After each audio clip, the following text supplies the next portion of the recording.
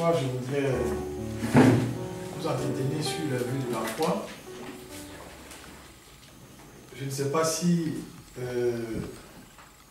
on pourra tous comprendre ce sujet, parce que c'est un sujet un peu, comment je peux dire, c'est pas un sujet qu'on aborde à tout moment dans la prédication, mais il faut dire que le Seigneur a attiré mon attention là-dessus. J'en ai parlé dans notre assemblée à Abidjan et aussi par endroit. Nous allons lire dans Juge chapitre 11. Les vœux de la foi, ce sont des choses qu'on trouve dans l'Ancien Testament. Mais en les regardant de plus près, on se rend compte que c'est très important pour l'adorateur. Parce que le vœu est un acte d'adoration qui nous engage sérieusement dans la communion avec Dieu. Donc, Juge chapitre 11, nous lisons à partir du verset 29. C'est un chapitre qui présente le vœu de Jephthé. L'Esprit de l'Éternel fut sur Jephthé. Nous sommes dans Juge 11, à partir du verset 29. Il traversa Galade et Manassé. Il passa à Mispé de Galade, et de Mispé de Galade, il marcha contre les fils d'Ammon. Jephthé fit un vœu à l'Éternel et dit: si tu livres entre mes mains les fils d'Ammon, et quiconque sortira des portes de ma maison au devant de moi, à mon heureux retour de chez les fils d'Ammon, sera consacré à l'Éternel, et je le ferai en holocauste. Jephthé marcha contre les fils d'Ammon, et l'Éternel les livra entre ses mains. Il leur fit éprouver une très grande défaite, depuis Aroër jusque vers Ménim, espace qui renfermait 20 000, et jusqu'à Abel-Kéramim. Et les fils d'Ammon furent humiliés devant les enfants d'Israël. Jephthé retourna dans sa maison à Mispa. Et voici, sa fille sortit au devant de lui avec des tambourins et des danses. C'était son unique enfant. Il n'avait point de fils et point d'autre fille. Dès qu'il la vit, il déchira ses vêtements et dit: ah, ma fille, tu me jettes dans l'abattement. Tu es au nombre de ceux qui me troublent. J'ai fait un vœu à l'Éternel et je ne puis le révoquer. Elle lui dit: mon père, si tu as fait un vœu à l'Éternel, traite-moi selon ce qui est sorti de ta bouche, maintenant que l'Éternel t'a vengé de tes ennemis, les fils d'Ammon. Et elle dit à son père: que ceci me soit accordé. Laisse-moi libre pendant 2 mois. Je m'en irai, j'irai dans les montagnes et je paierai ma virginité avec mes compagnes. Il répondit: va. Et il la laissa libre pour 2 mois. Elle s'en alla avec ses compagnes et elle pliera sa virginité sur les montagnes. Au bout de 2 mois, elle revint vers son père et il accomplit sur elle le vœu qu'il avait fait. Elle n'avait point commis d'homme. Dès lors s'établit en Israël la coutume que tous les ans, les filles d'Israël savent célébrer la fille de Jephthé de Galadite, 4 jours par année. Amen. Amen. C'est une histoire bien triste, mais qui montre une réalité dans la foi, dans l'adoration, dans la communion avec Dieu. Et ce sont des choses qui sont très importantes parce qu'elles nous concernent en tant qu'adorateurs et on doit y prendre garde. Si on reçoit les enseignements sur ces choses, on doit les pratiquer parce que ça nous fait avancer vis-à-vis de Dieu. On va ajouter à ce texte qu'on vient de lire un autre texte qui se trouve dans Nombre 30. Nombre chapitre 30. Nombre chapitre 30.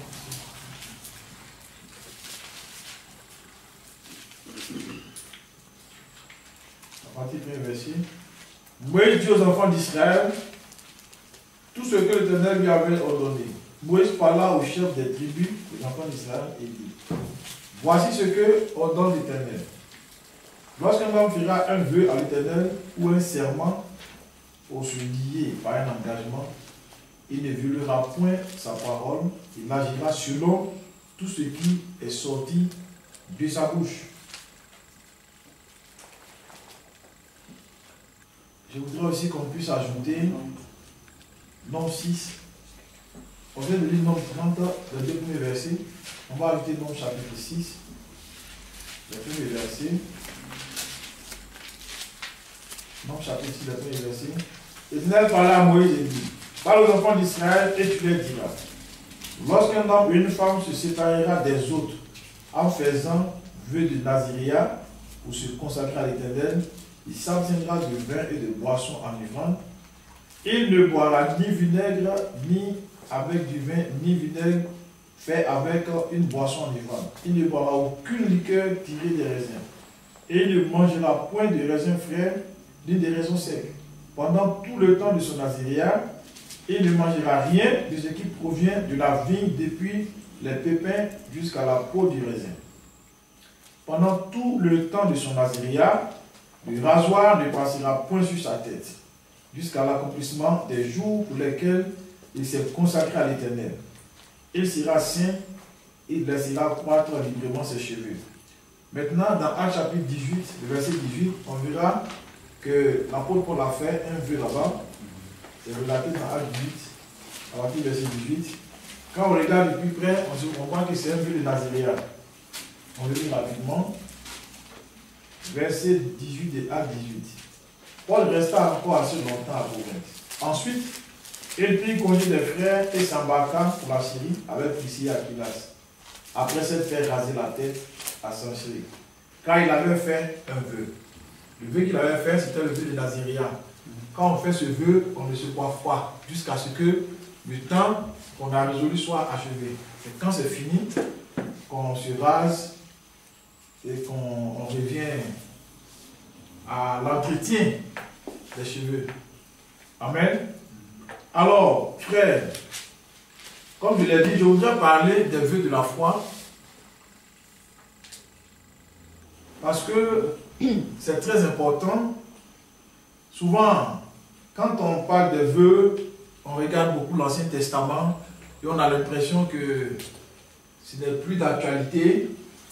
Mais ce qui nous concerne, c'est la foi. Et le vœu est un acte d'adoration. Ça fait partie de la vie de l'adorateur. Les vœux de la foi. Le vœu, c'est un engagement qu'on prend vis-à-vis de Dieu.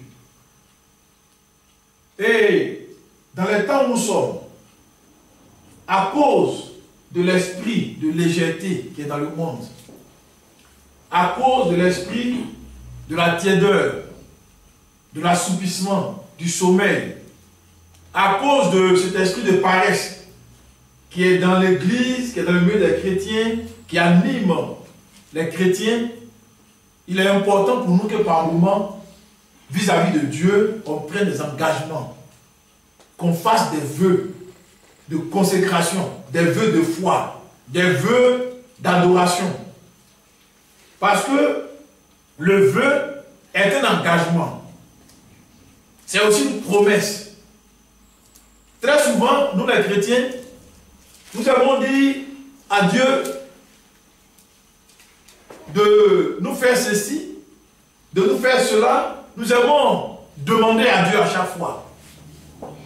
On demande beaucoup. Les chrétiens demandent. Quand on demande à Dieu. On demande beaucoup de choses au Seigneur. Et on ne fait que demander à Dieu. On aime aussi lire les promesses de Dieu. Parce que ce sont des paroles d'espérance. Des paroles qui engagent Dieu. On les lit, les promesses de Dieu, on les lit et on se réjouit de cela et on demande beaucoup à Dieu. Mais nous-mêmes, les chrétiens, on ne prend jamais d'engagement vis-à-vis du Seigneur. On ne fait à Dieu aucune promesse. On ne fait à Dieu généralement aucune promesse. Tu peux déjà regarder combien de fois tu as pris des engagements vis-à-vis du Seigneur. Combien de fois tu as fait des vœux à Dieu. Combien de fois tu as fait des promesses à Dieu. C'est rare, c'est presque inexistant. Parce qu'en nous, il y a la crainte de l'infidélité. On n'est pas sûr qu'on est fidèle. Parce que quand tu fais un vœu, ça t'engage. Ça t'engage.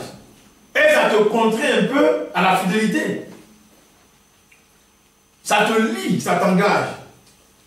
Et comme on n'est pas sûr d'être fidèle, comme on n'est pas sûr de tenir parole jusqu'au bout, alors souvent, on ne fait pas de vœu. Alors que le vœu est un acte d'adoration. Et le vœu fait partie de la vie des anciens frères. Quand vous êtes depuis la Genèse, quand vous êtes tout l'Ancien Testament, le vœu fait partie de la vie des anciens. Et vous allez voir combien de fois Dieu a béni, combien de fois Dieu est intervenu aux côtés de ceux qui arrivaient à ce moment se sont engagés avec lui. Parce qu'on ne fait pas le vœu comme ça pour le faire. On appelle Dieu par des engagements dans notre vie lorsque la situation devient difficile. Lorsqu'on se rend compte qu'il faut Dieu dans ce qui nous concerne, dans notre affaire, alors on l'appelle de façon plus particulière en faisant des vœux, en faisant des engagements, en faisant des promesses. Jephthé ici était confronté à la guerre contre les fils d'Ammon. Vous savez que le livre de Juges, c'est un livre qui relate un peu la vie d'Israël après la mort de Josué, de Caleb. C'était une vie catastrophique à l'époque, au temps des Juges. Donc, comme ils avaient abandonné le Seigneur, ils étaient constamment opprimés par leurs ennemis, par leurs adversaires autour. Et la vie était difficile. Donc lui, par exemple, il a été confronté au combat contre les fils d'Ammon. Et ce n'a pas été la seule guerre pour Israël, il y a eu beaucoup de guerres. Mais là, ils avaient des problèmes. Donc, il s'est rendu compte que il fallait qu'il appelle Dieu dans la situation qu'il vivait. Alors, comment il va appeler Dieu? Il va prendre un engagement. Et il va faire un vœu. Il dit, si tu me livres mes ennemis entre mes mains, quand il sera en train de rentrer du combat, de la guerre, la première personne qui va venir vers moi, en jubilant, sera consacré à toi. Il sera offert en sacrifice. Frère, c'est lourd. C'est lourd. Mais pourquoi il a pris un engagement aussi lourd? C'est par rapport à la situation. Amen. C'est par rapport à la situation. Parce qu'il y a la guerre, il y a l'oppression de l'ennemi, de l'adversaire en Israël. Donc, il veut avoir Dieu de son côté de toutes les manières. En fait, le vœu que les anciens faisaient dans l'ancien temps, c'était ça. Les gens ont cherché, dans leur manière d'adorer Dieu, dans leur manière de marcher avec Dieu, à l'avoir dans les situations difficiles, de leur côté de toutes les manières. Donc ils étaient prêts à prendre des engagements, à faire des vœux, à faire des promesses à Dieu, qui pouvait les délivrer, qui pouvait les aider. Et aujourd'hui, frère, regardez la situation du monde. Regardez la situation de l'église, la situation de l'adoration aujourd'hui. Et regardez comment le diable travaille dans le milieu des croyants. Si on ne s'exerce pas avec des chrétiens fidèles, en prenant par moment des engagements avec Dieu. Parce qu'un engagement, c'est plus que ce qu'on fait d'habitude. Donc il y a un esprit là, il y a un esprit ici, un esprit de consécration, un esprit qui cherche vraiment à se rapprocher du Seigneur. Parce que l'adversaire de Laodicée, c'est qu'il sait faire, c'est de briser l'élan des croyants. Moi j'ai étudié cet esprit pendant longtemps, frère. Le démon de Laodicée, la chose qu'il fait, c'est qu'il brise l'élan des croyants. Il ne veut pas que les chrétiens soient des gens qui prennent des résolutions fermes dans la foi, dans la marche. Résolution, pas pour prier, pour mener des combats, mais pour faire une œuvre. Il ne veut pas de ça. Quand on veut s'élever, il brise notre élan. Ça, c'est l'esprit de Laodicée, ça. il sait briser l'élan des chrétiens. De telle manière que les gens n'arrivent pas à se lever. C'est difficile. On est toujours, avec la Odyssée, généralement, on est toujours le chrétien d'un temps. Un peu de chaleur et puis après ça passe. Parce que c'est cet esprit qui travaille dans les églises, dans la vie des chrétiens. Donc il faut que nous aussi, nous les chrétiens, ce que je suis en train de vous dire ce soir, c'est un peu comme une stratégie. Parce que moi, quand j'ai reçu l'inspiration de ce texte, je l'ai reçu comme une forme de stratégie contre l'esprit qui travaille dans les églises aujourd'hui. Si on ne s'engage pas nous-mêmes par des vœux, par des engagements vis-à-vis du Seigneur, frère, ça sera difficile pour nous. Souvent, on a un problème, on a envie de prier, on y pense, on veut prier, on voit qu'on doit prier pour la situation, on veut prier, mais c'est difficile de s'engager. Difficile. Pourquoi? Parce que l'esprit de la Odyssée, il brise les noms. Souvent, tu as envie de jeûner, tu programmes, quand ça arrive, ça passe, quand ça arrive, ça passe, quand ça arrive, ça passe. Mais parce qu'il y a un esprit qui brise les noms. Vous voyez, frère? Donc, Jephthé, dans ce combat, il a appelé Dieu en mettant dans la balance la vie d'un individu en Israël. C'est-à-dire le premier qui va se présenter devant lui. Et alors, comme Dieu sait faire les choses, parce que tu vas offrir à Dieu, mais Dieu prendra la chose qui t'est assez chère. Amen. Oui. C'est très sérieux, frère. Ce test, quand vous l'examinez, c'est très sérieux. Si Dieu veut nous ouvrir les yeux, c'est un test très sérieux. Alors, au moment où il a eu la victoire, parce que Dieu a été avec lui, quand on appelle Dieu dans ce genre de situation, il intervient toujours. Si tu fais une promesse à Dieu, il est d'abord content de voir que tu lui as fait une promesse. Dieu est heureux quand il voit quel homme a le courage de lui faire une promesse, frère. Parce que souvent, c'est lui qui nous fait des promesses. C'est Dieu qui nous a fait beaucoup de promesses. Et lui, il tient ses promesses. C'est comme ça qu'il avait dit qu'il est fidèle. Amen. Mais est-ce que nous aussi, nous voulons être fidèles à Dieu? Si on est fidèle à Dieu, testons notre fidélité par moment. Testons notre fidélité par moment. Essayons de sacrifier quelque chose qui nous est cher. Je prends un exemple simple. Si tu dis à Dieu, si tu me réveilles chaque 2 heures du matin, moi je m'engage à prier 1 heure de temps pour l'église de Lausanne. Ça c'est un vœu. Là je suis dans du chant, je donne des exemples pratiques. Amen. Tu dis à Dieu, Seigneur Jésus-Christ, si tu peux me réveiller chaque 2 heures du matin, moi je m'engage en retour à prier 1 heure de temps pour l'église de Lausanne. C'est-à-dire de 2 heures à 3 heures du matin, je prie, je sacrifie 1 heure de sommeil, je prie pour l'église. Je prie pour ton œuvre. Ça c'est un vœu. Tu es engagé là. Mais est-ce que tu penses que Dieu ne sera pas heureux de te réveiller chaque 2 heures du matin? Il va le faire. Il a les moyens pour ça. Oui, si toi tu fais la promesse de lui consacrer 1 heure de ton sommeil dans la nuit, mais lui il est prêt à te réveiller. Et dès qu'il sera 2 heures du matin, il va te réveiller. Même si tu n'as pas ta montre, tu sauras qu'il est 2 heures du matin. Parce que c'est l'Éternel Dieu Tout-Puissant. Il va te réveiller. Et en retour, tu vas accomplir ton vœu. Amen. Je prends un exemple pratique pour que vous compreniez ce que je veux dire. Si tu fais ça, tu vas vaincre la paresse. Tu vas vaincre la paresse. Tu vas perdre 1 heure de sommeil, c'est un sacrifice.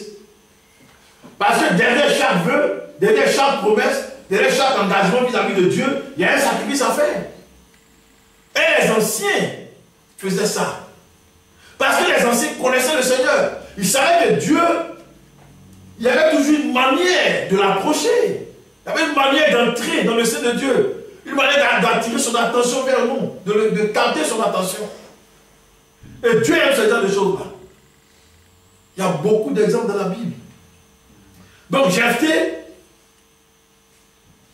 qu'il voit venir, c'est sa fille, son unique fille, qui n'a pas fait d'enfant, qui n'est pas mariée, qui avait tout l'avenir devant elle. Elle se présente.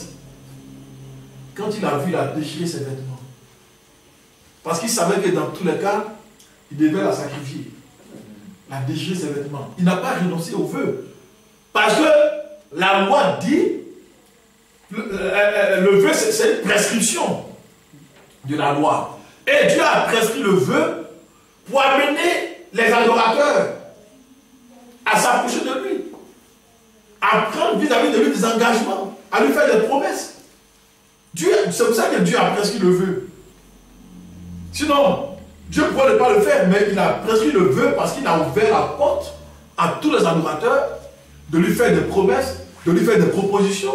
Il a ouvert la porte à tous les adorateurs de venir s'engager vis-à-vis de lui. Parce que Dieu s'est engagé suffisamment vis-à-vis de nos frères. Il nous a fait suffisamment de promesses. Mais nous aussi, ayons le courage par moment de faire des promesses à Dieu. N'attendons pas seulement que ce soit lui qui nous fasse des promesses. Mais nous aussi, engageons-nous par moment, par des serments, vis-à-vis de lui, pour tester notre fidélité vis-à-vis de lui. Frère. Parce que quand tu es engagé, tu es engagé. Et Jephthé était engagé. Il a vu qu'il devait sacrifier sa fille, qu'il n'avait pas le choix, parce qu'il avait fait la promesse à Dieu qu'il le ferait. Et comme Dieu l'a délivré, il devait en retour s'exécuter. Sa fille lui a dit, laisse-moi aller pleurer ma virginité, parce que dans tous les cas, je ne pourrais plus me marier, je ne pourrais plus avoir d'enfant. C'est une histoire tragique. Mais écoutez frère, Dieu lui était heureux de ça. Et c'est Dieu qui a fait le choix. C'est lui qui a fait le choix de celui qu'on devait sacrifier. Il a choisi sa fille unique. Il l'a sacrifié. C'était fort, mais il l'a sacrifié. Il a pris l'engagement de le faire. Ça a une signification très profonde. Jacob aussi a fait un vœu à Dieu. Quand il devait aller chez son oncle, en partant, il est arrivé à Bethel. Là, il a vu une vision. Il y avait une échelle qui était descendue. Les anges montaient, descendaient. Et il a dit, mais Dieu est ici. Comme il a vu que Dieu était là, présent, alors il a fait un vœu. Il a profité. Il lui a dit, je m'en vais. Si tu es avec moi, que tu me donnes de quoi me nourrir, de quoi me vêtir, si tu fais réussir mon voyage, je te fais le vœu que tu seras mon Dieu. Tu seras mon Dieu. Et quand il allait servir son oncle pendant 14 ans, il a eu 2 femmes, il a eu des enfants, des troupeaux. Quand il était encore là, Dieu lui est apparu, il lui a dit, c'est moi, le Dieu à qui tu as fait un vœu à Bethel. Il lui a rappelé ça. C'est à moi que tu as fait un vœu à Bethel. Retourne chez ton père. C'est comme ça qu'il a vécu la parole. Mais Dieu est devenu effectivement le Dieu de Jacob. Il a accompli son vœu, frère. Et Bethel est devenu un lieu d'adoration. Oui. Les enfants d'Israël adoraient à Bethel. Ça, c'est dans Genèse. Genèse 28. Et dans Genèse 31, on a le retour. Quand il revenait. C'est des gens qui, par moment, se sont engagés avec Dieu. Et aujourd'hui, Dieu a besoin de tels gens, de tels adorateurs, qui forcent le temps. Des adorateurs qui forcent le temps. Qui brisent l'influence de l'adversaire, qui ne veut pas qu'on aille plus loin avec le Seigneur. Parce qu'il y a vraiment une puissance dans ce monde, frère. Une pesanteur importante qui empêche vraiment aux chrétiens d'entrer dans la plénitude de la communion avec Dieu. Donc si nous n'avons pas de stratégie spirituelle par moment pour nous engager avec Dieu, il nous sera difficile de prospérer dans la foi. On sera toujours paresseux, on sera toujours négligent, on ne se sentira jamais obligé. Parce que nous, ne nous obligeons pas. Mais les vœux nous obligent. Les vœux de la foi nous obligent, parce que ce sont des engagements qu'on prend vis-à-vis du Seigneur. Des engagements sérieux.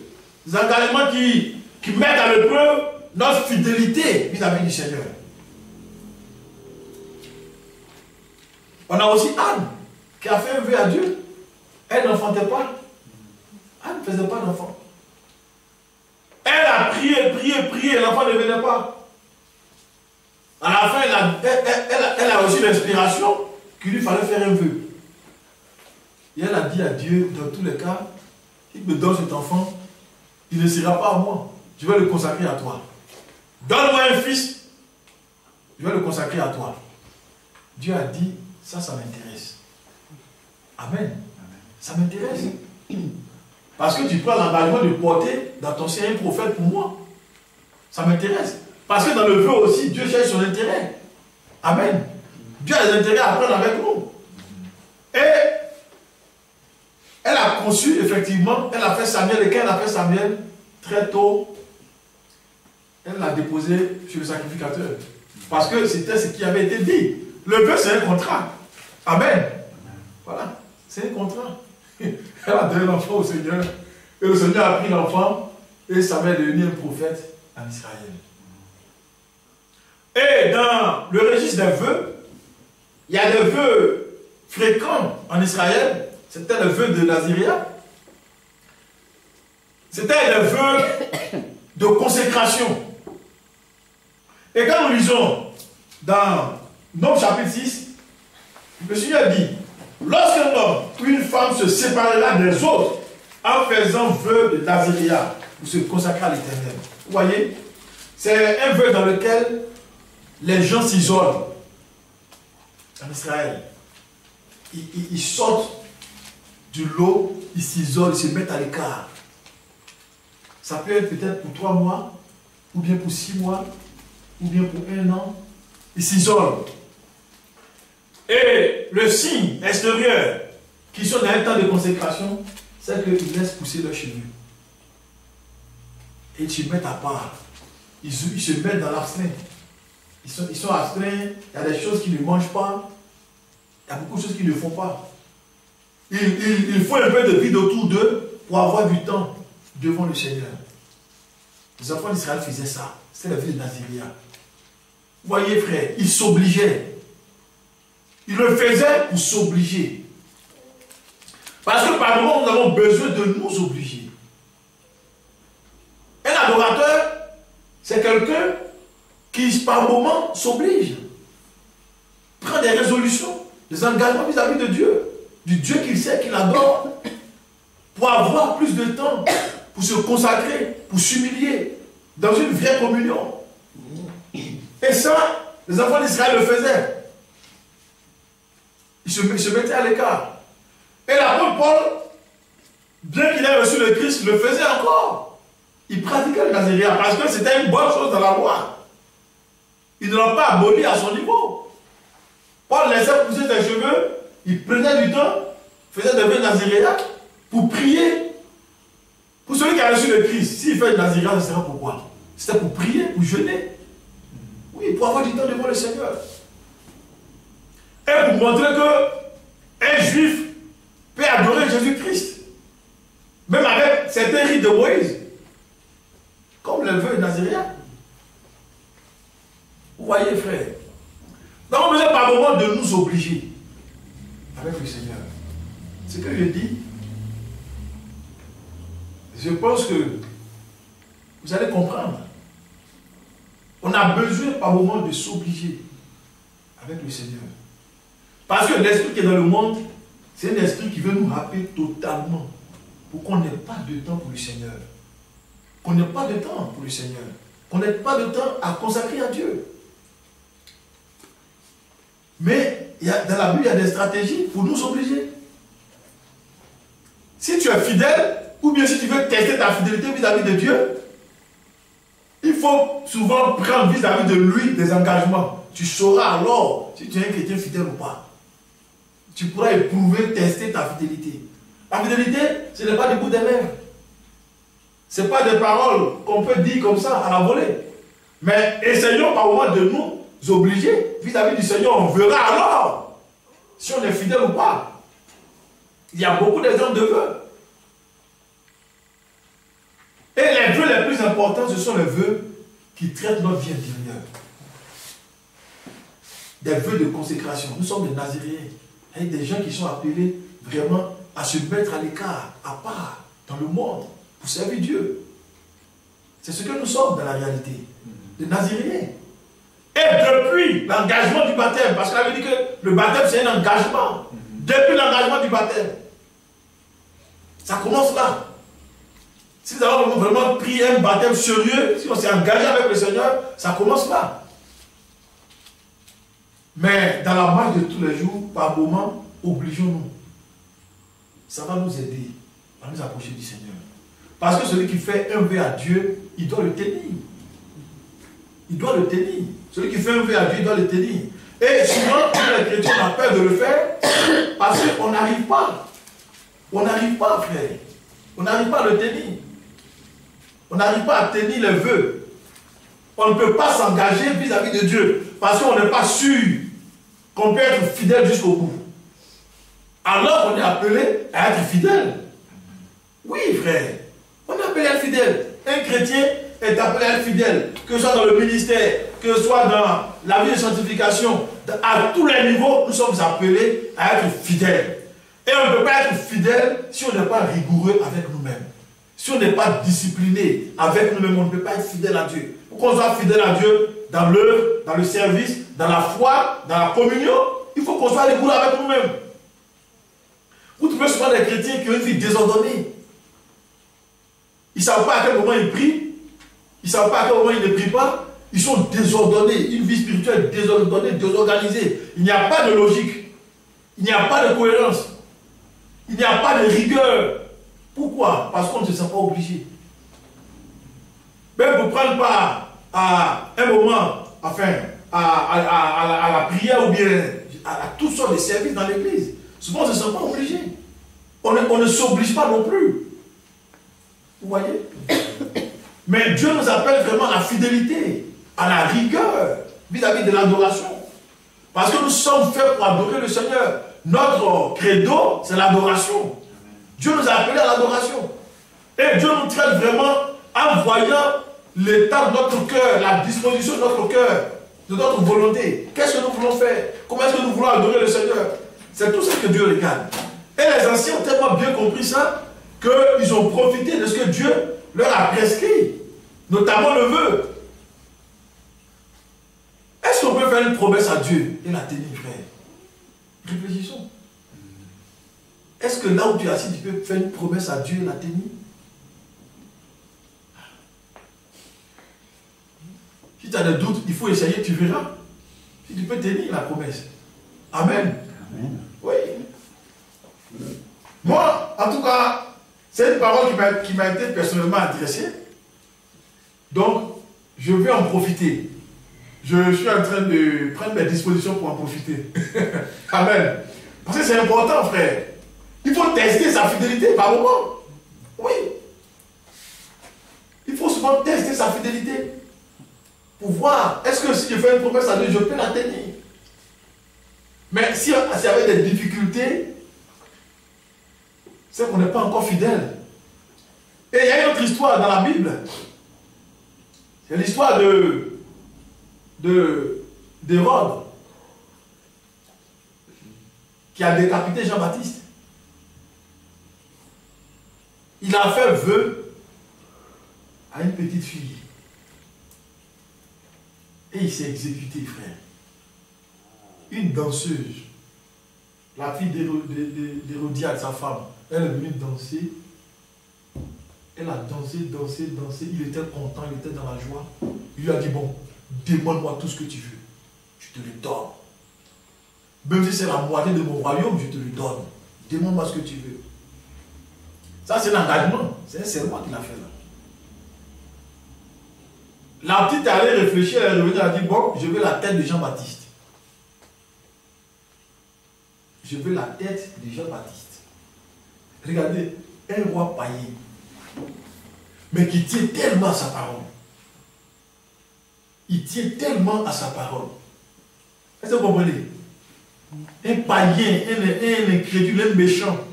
Mais il accorde tellement d'importance à sa parole, à son autorité. À plus forte raison, nous les chrétiens, nous les frères en Christ. Et il a fait décapiter Jean. Il a fait décapiter Jean. Et on a amené la tête de Jean-Baptiste sur un plateau, à déposer la petite fille. Il n'a pas pu dire que pour une fois je ne pourrais pas accepter ça. La Bible dit qu'il craignait Jean, il avait peur. Mais à cause de ce qu'il a déjà dit une parole, il a déjà fait une promesse, il a pris un engagement, il ne pouvait plus se dédier. Un roi païen. Et pour nous, la Bible dit que ton oui soit oui, que ton non soit non. Mais vous savez, c'est des choses qui sont là dans l'Écriture pour nous amener à prendre conscience qu'on doit être fidèle. On doit être fidèle au Seigneur. Et pour être fidèle, il faut vraiment que nous soyons rigoureux. Que nous traitons rigoureusement nous-mêmes. Il faut que nous soyons rigoureux vis-à-vis de nous-mêmes. Parce qu'on ne peut pas servir le Seigneur si on n'est pas rigoureux vis-à-vis de nous-mêmes. De notre manière de voir, de comprendre les choses. De notre engagement. Il faut qu'on soit rigoureux avec notre engagement nous-mêmes. Oui, frère. Parce que l'esprit qui est dans la Odyssée, c'est vraiment un esprit qui veut toujours briser l'élan. Notre élan, il veut toujours briser nos efforts. Il veut annuler nos efforts. L'esprit qui est dans la Odyssée. Et c'est ça la tiédeur. Quand il dit qu'on n'est pas chaud, on n'est pas froid, on est tiède, c'est de ça qu'il s'agit. C'est l'esprit. C'est l'esprit de l'âge. C'est l'esprit de l'âge. Et il est dans la chrétienté, il est dans l'église. Donc, si nous ne sommes pas rigoureux vis-à-vis de nous-mêmes, si on n'arrive pas à se traiter, à se lier avec des problèmes vis-à-vis du Seigneur, notre adoration sera difficile. Dans le temps des juges, c'était comme notre temps aujourd'hui.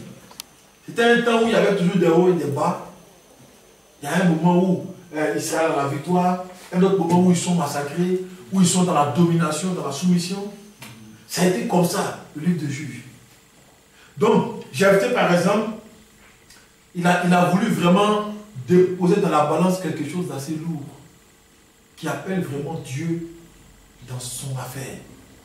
Et aujourd'hui, on doit appeler Dieu dans nos affaires. On doit attirer Dieu dans nos affaires. Et pour cela, par moment, prenons vis-à-vis de lui des engagements. Faisons des promesses à Dieu. Dans les églises, souvent les gens prennent des engagements, surtout au niveau financier. Ils sont prêts à prendre des engagements financiers pour bâtir des églises, pour faire beaucoup de choses. Mais pour leur foi, pour ce qui concerne le spirituel, ils n'ont pas d'engagement. Mais les deux doivent aller ensemble. Oui.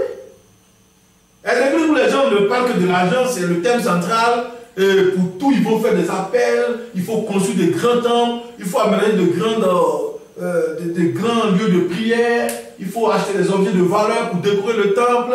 Mais vous verrez que plusieurs vont s'engager. Parce que pour s'engager pour la poche, pour l'argent, bon, souvent, il n'y a pas trop de souffrance. Si les gens sont riches. Oui. C'est pas mauvais, frère. Mais, pour notre communion avec Dieu, acceptons aussi de prendre des engagements. Comme ce qu'il vient de dire, par exemple. Seigneur, si tu peux me réveiller, si tu me réveilles chaque 2 heures du matin, moi je vais prier.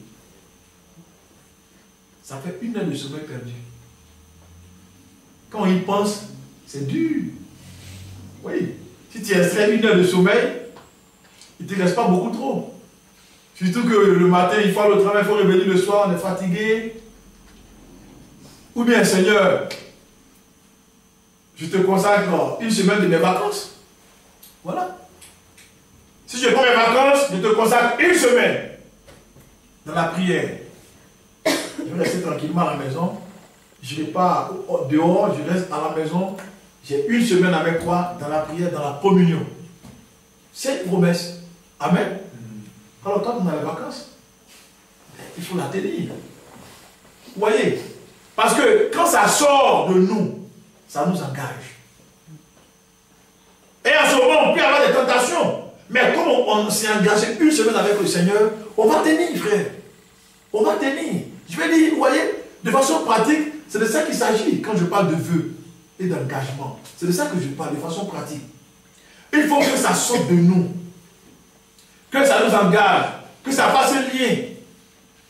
Et alors, c'est des petites choses qui peuvent nous aider à nous traiter nous-mêmes rigoureusement pour bien marcher avec le Seigneur. Que Dieu soit béni. Dans l'ancien temps, Les gens ont fait des vœux vraiment d'une teneur vraiment grave. Vous voyez Anne par exemple, qui dit si tu me donnes cet enfant, je le consacre à toi. Bon, un homme, ça coûte cher. Vous voyez? Mais ce que Dieu nous demande aujourd'hui, le vœu qu'on peut faire, ce n'est pas sur nos enfants, frère. Mais c'est sur nous-mêmes, notre propre foi, pour notre propre bien. Amen. Voilà. C'est pour notre propre foi, notre propre bien. Si on devient un homme de prière, on est à l'aise.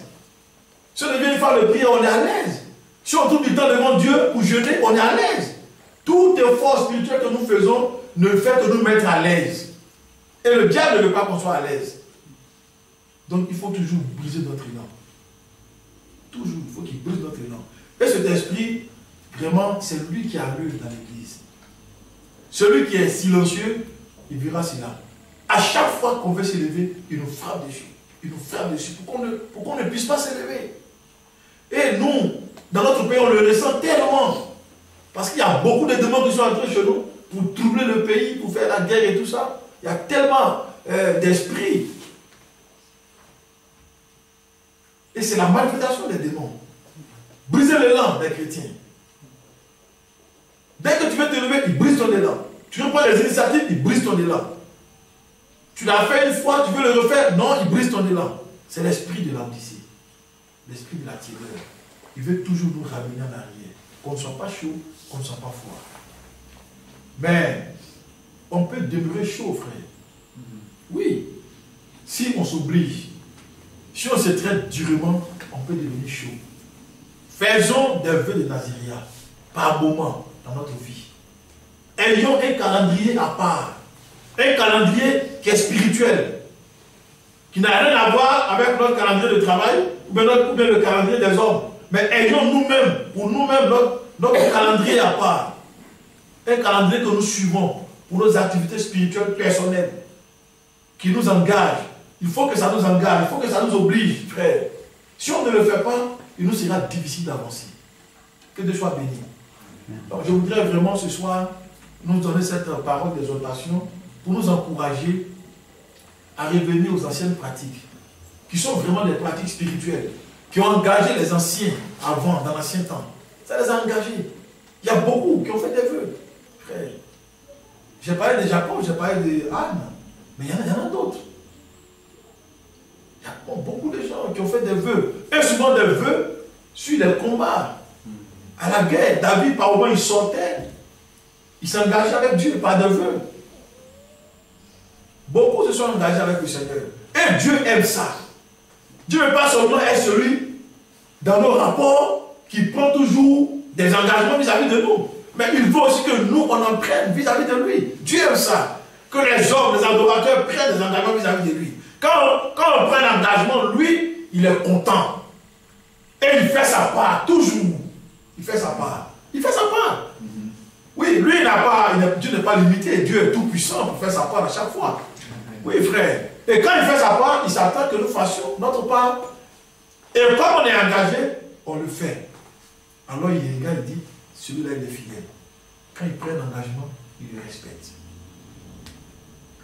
Et frère, même le péché, pour combattre le péché, par moment, il nous faut prendre des engagements. La vie de chasteté, pour nos jeunes sœurs, il faut prendre des engagements. Il faut faire des vœux à Dieu. Amen. Oui, frère. Oui.